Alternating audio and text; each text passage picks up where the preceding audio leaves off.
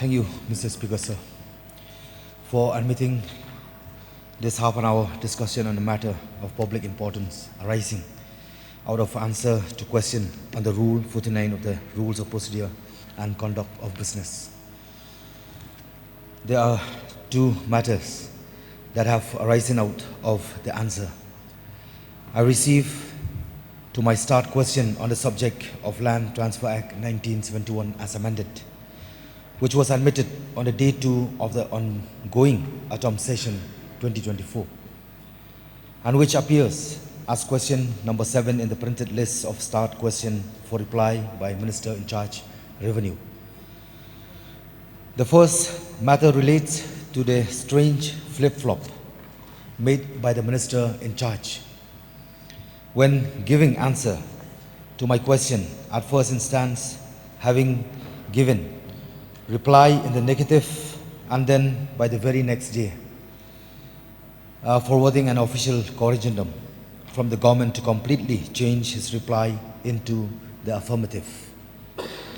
The second matter relates to the answer given as per the corrigendum, which was requested to be treated as the official response from the Minister in charge, and which has turned out to be controversial and questionable in law. To give a better context to the two matters that have arisen, Mr. Speaker, sir, please allow me to bring up my start question on the Land Transfer Act and the replies made by the Minister in charge, which are as follows. A. Whether the Land Transfer Act 1971 as amended allows for the transfer of land from a tribal to a non-tribal by a lease deed. The answer given at first instance was no, and thereafter the answer was revised by corrigendum to yes. B. Whether land held through lease by a tribal local director of a company can use the land for setting up and running a factory in the name of the company where he is the local director. Here again the answer given in the first instance was no, and thereafter was revised the answer was revised by corrigendum to yes. C. Whether land held through lease by tribal local partner of a partnership firm can use the land for setting up and running a factory in the name of partnership firm where he is the local partner. Similarly, here also the answer given in the first instance was no, and thereafter the answer was revised by corrigendum to yes. Mr. Speaker, sir, anyone and everyone who has come to know about the striking change in the answer from no to yes that was made overnight will surely understand the first matter I raised in this discussion about the strange flip-flop made by the Minister in charge. On the second matter that I raised, that is the answer to be treated as the official response, I would like to discuss them in light of the Land Transfer Act 1971 as amended and other relevant statutes.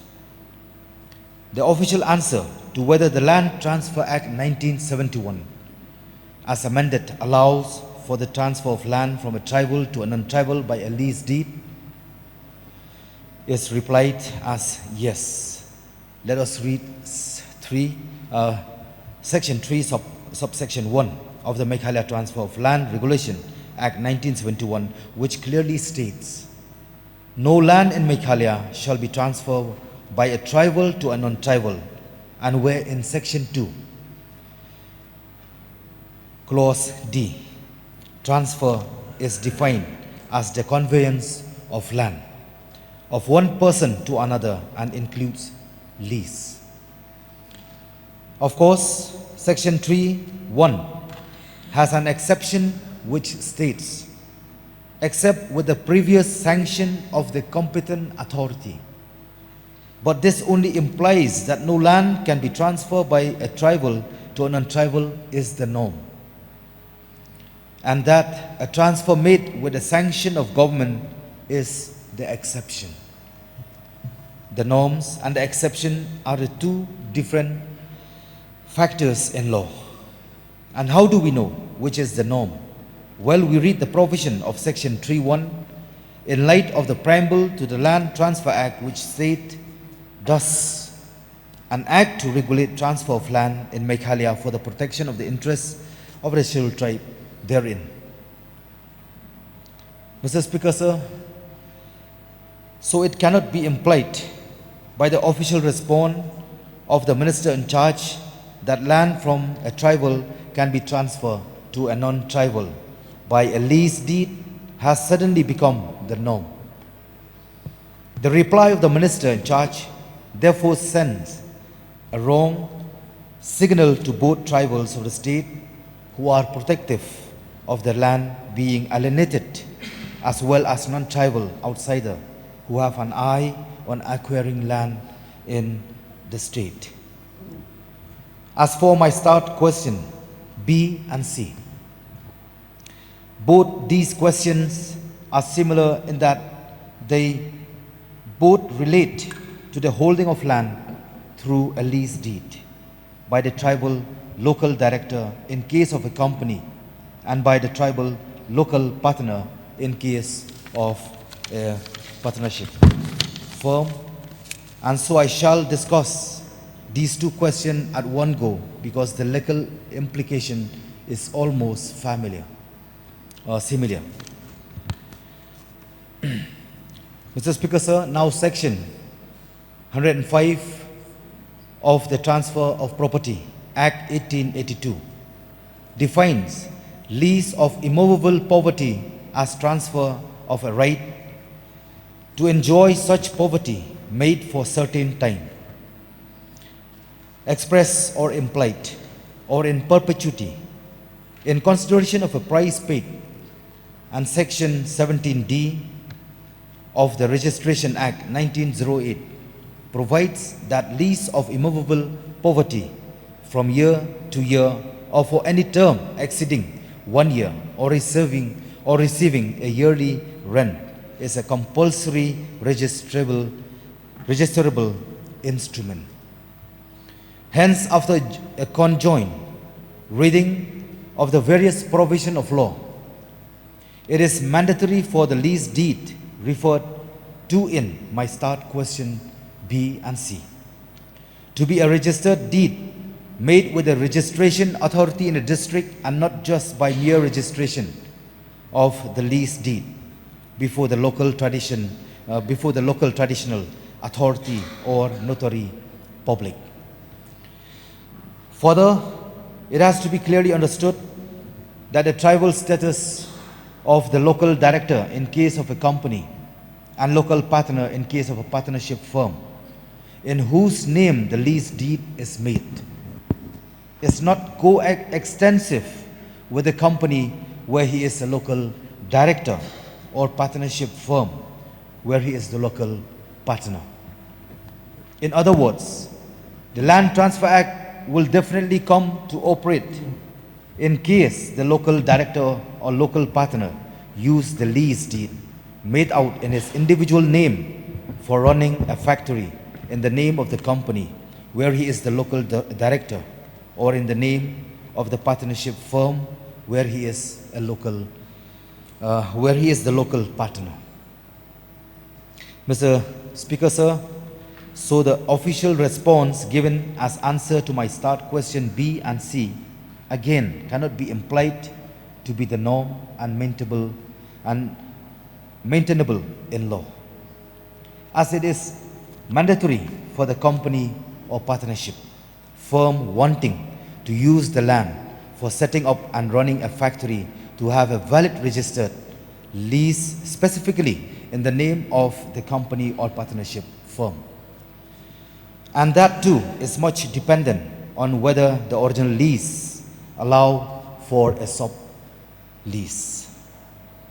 From my side as a public representative, Mr. Speaker, sir, after receiving the official answers to my start question on Land Transfer Act 1971 as amended, I am now apprised that there is the great possibility that cement factories and coke oven plants and mining operations and even petrol pumps may not have valid land documents as required by the Meghalaya Transfer of Land Regulation Act 1971 as amended and other relevant statutes. Sir, with these very few words, Mr. Speaker, sir, I thank you for admitting this half an hour discussion on matter of public importance arising out of answers to my start question on Land Transfer Act 1971 as amended. With these very few words, sir, I once again thank you and all the honorable members, and I'll resume my seat. Thank you, sir. Okay. Minister in charge to reply, please. Mr. Speaker, sir, I thank the honorable member, Sri Adalbert Nongrum, for the discussion. Sir, the Meghalaya Transfer of Land Regulation Act 1971 was enacted by the state legislative in the year 1971.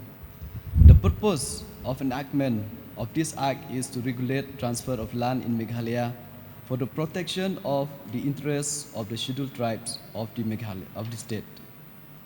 The act came into force on the 16th January 1972.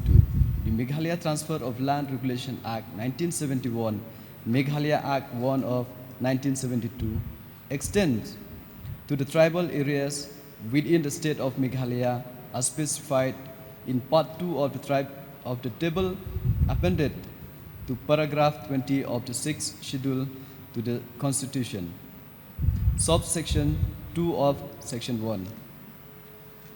With the enactment of this act, land in Meghalaya, which includes immovable property of every description and any rights in or over such property cannot be transferred by a tribal to a non-tribal or by a non-tribal to another non-tribal except with the previous sanction of the competent authority, and any transfer of land made in contravention shall be void and shall not be enforceable in any court.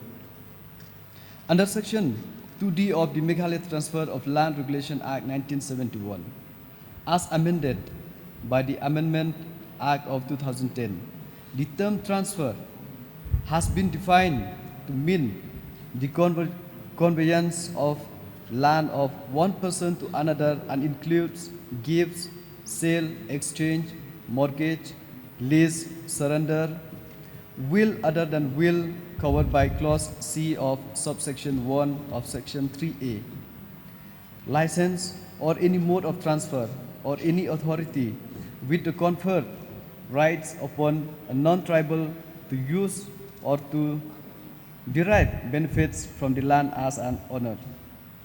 Sir, the Act has various provisions which fulfill the intent of the legislature when it was enacted, and some of the important provisions are Section 3. It mentioned that no land in Meghalaya shall be transferred by a tribal to a non-tribal or by a non-tribal to another non-tribal except with the previous sanction of the competent authority.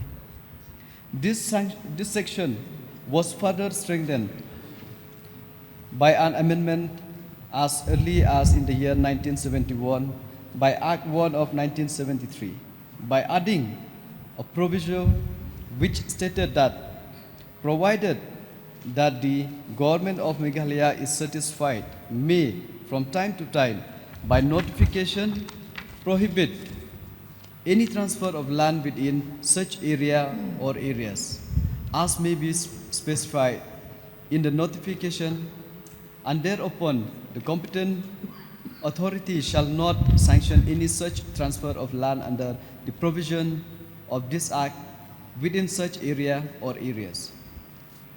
During the course of time, this section was further amended by the legislature in the year 1991, Act 11 of 1991, which added another proviso which stated that provided further that no notification made under the preceding proviso shall apply to transfer of land for any of the purpose mentioned in Clause E of or Clause F of subsection 1 of Section 4.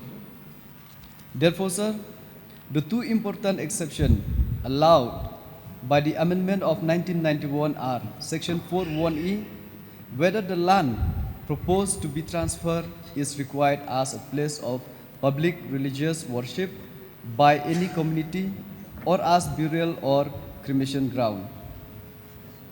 Section 4(1)(f), whether the land sought to be transferred is for the purpose of implementing a scheme to promote the interests of the tribals in the field of education or industry. After Section 3 of the Principal Act by the Amendment Act 2012, the following new Section 3A have been inserted and is reproduced below. 3A1. Nothing is in subsection 1 of Section 3 shall apply to any transfer of land of an owner taking place. A. By devolution and succession according to the personal law governing him. B. By way of partition or settlement amongst the immediate member of his family. Immediate members of his family means lineal descendant and includes husband, wife, mother, father, mother's brother, father's sister, son, daughter, includes stepson, stepdaughter, and adopted daughter and son or daughter of the mother's brother or sister, father's sisters or brother. C. By a will created by him in favor of his parent, legally married spouse, son, or legally adopted son, daughter, or legally adopted daughter, grandson, or granddaughter, son-in-law, or daughter-in-law. Section 4. This section lays down in detail the procedure to be followed in any matter of the transfer of land. It mentioned that in granting or refusing sanction under Section 3, the competent authority shall take into account the following matters according to the circumstances of each case. A. Whether the non-tribal holds any other land in Meghalaya. B. Whether there is any other tribal willing to take the land on transfer at the market value. C. Whether the non-tribal seeking to take the land on transfer is carrying on any business, profession, or vocation in or near the area, and whether for the purpose of such business, profession, or vocation it is necessary for him to reside in the area. D. Whether the proposed transfer is likely to promote the economic interests of these scheduled tribes in the area. E. Whether the land proposed to be transferred is required as a place of public religious worship by any community or as burial or cremation ground. F. Whether the land sought to be transferred is for the purpose of implementing a scheme to promote the interests of the tribals in the field of education or industry. This section also mandates the competent authority to record its decision in writing along with the reasons thereof. Sir, the enactment of the Meghalaya Transfer of Land Regulation Act 1971 is to regulate transfer of land in Meghalaya for the protection of the interests of the scheduled tribes of the state. The transfer of the private land followed a stringent procedure which are: A. The buyer submits an application to concerned Deputy Commissioner. The application includes details such as the names and addresses of buyer and seller, description of the land, sale agreement, and other verified documents. B. Sir, upon receiving the request, Deputy Commissioner verified the legitimacy of the request and evaluates the proposal in accordance with the provisions laid down in the Meghalaya Land Transfer Regulation Act 1972. The proposal is then forwarded with recommendation to the Revenue and Disaster Management Department for approval. And on further examination of the proposal or request, and if it is deemed appropriate and in accordance with the provisions laid down in the Meghalaya Land Transfer Regulation Act 1972, the proposal or request is approved by the competent authority. Sir, the reason, as have been heard from the honorable member, he mentioned about the answer that we have through the corrigendum that we have changed from yes to no. So there's a reason for it, and as per through proper act and through proper direction, we change it. And at the same time, sir, the reason that all this transfer has been followed as proper procedure, sir. If there is any transfer which has been transferred to any other non-tribal or even within the tribal itself, sir, I would like to request through you, sir, all our colleagues here, if there is found that there's a guilty from our department, we are here to find ways how to correct it. But till date, sir, I really appreciate that our ancestor who introduced this Land Transfer Act is really served the purpose of the tribal people of our state. Till now, that's why we have seen that all the lands has been remained here, and nothing has been transferred to a non-tribal without the purpose for the interest of our people. So, sir, in conclusion, sir, I would like to mention here, under Section 3 of the Act, along with amendment from time to time, it has to be read in totality to avoid the confusion. Each and every case of land transfer within the purview of the Act has to come to the Revenue and Disaster Management. Sir, it is clear that the government, while processing any case, transfer, mutation, mortgage, will extra, proceed as per the provision laid down in the Meghalaya Transfer Land Regulation Act 1971, Act 1 of 1972. And the Meghalaya Transfer of Land Regulation 1974. And I would like to impress that the intention of the government is very clear on the matter of transfer of land, that the Act and rules are followed in letter and spirit, so as to protect the interests of the tribal of the state. Sir, this is my answer, and I believe the honorable member satisfied with this answer, and with this few submissions, sir, I resume myself. Thank you. Adelbert, do you wish to seek clarification? Maybe one? Yes, sir. Only one clarification, sir. Thank you, Mr. Speaker, sir, for giving me this opportunity. Especially thank you, Honorable Minister, who had give his replies on this very vital issue, because it is a compulsion, as land and life is the same. Once we lose, we cannot expect to get again. As these two example, land and life is like two sides of the same coin. So because of this reason, it compelled me to brought this, to request your esteemed office to allow me to move in this half-hour discussion. I would like to seek only one clarification from Honorable Minister in regards with cement factories, coke oven plants, mining operation, and petrol pumps. Whether all these have a valid document, a valid land document according to the Meghalaya Land Transfer Act 1971 as amended. Yes, sir.